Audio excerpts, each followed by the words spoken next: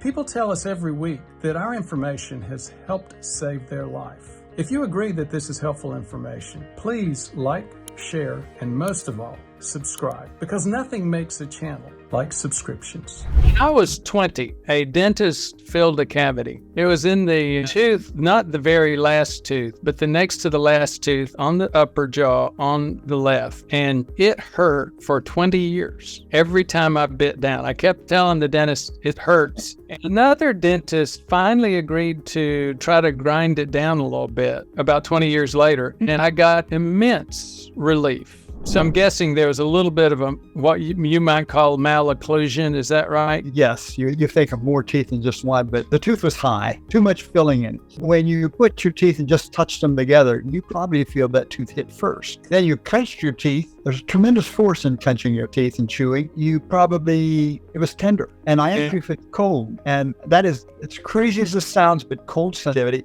is typically to a malic or a high filling. But you've got to imagine, you've got all this force of all these 6 pairs of muscles on each side. As you get your teeth closer and closer together, tighter, then they start touching, all that force goes down onto one tooth. You were fortunate enough that you did not crack and break the filling or the tooth or the opposing tooth. This happens. But whenever we do a restoration or a crown, we take great pains to make sure that when you bite straight down, that feels very, very comfortable. But we also look at the excursion. When you bite and then shoot sideways and then the other side, we don't want interferences there either. That's often a hidden source of this hyperocclusion. But back to flossing. So what happened was food started getting caught in there, and it's gotten caught in there ever since I was 20 and they first filled it and first had that high filling. It improved dramatically when I got relief and that ground it down. This was about, at this point, it was when I was 40, so it was a little over 20 years ago. I still have problems with that tooth. And so, for example, when we went hiking last week, we ate a lot of nuts and things like that. I started struggling feeling it getting caught in my tooth. So as I've started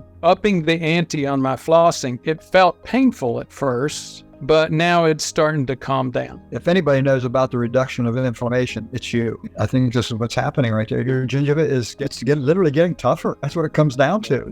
It's taking the abuse of the floss and in the process getting healthier. It's creating a barrier for the bacteria to work themselves between the gum and the tooth. So nothing but good. I actually felt it pull some junk out of there a couple of times where you could feel relief when it did that. So Absolutely. Clear to me, there's junk hiding in there, and it gets in there when that tooth starts rocking around. Okay. Mark, anything else about how to floss or why to floss? In the previous video, we covered the why to floss, how to floss, practice multiple times a day. Flossing it's taking a Ferrari and you're going to the Ferrari shop. Our advice is the literal shop. The Ferrari grease and oil is the multiple flossing a day. If I'm right, you gain everything. If I'm wrong, it's going to take you years and decades, maybe a lifetime to find out that I am wrong. But I know I'm right. I've watched it for 50 years with thousands of patients. So that's where I'm at. Well, and I would say you've got some pretty good teeth, it looks like to me.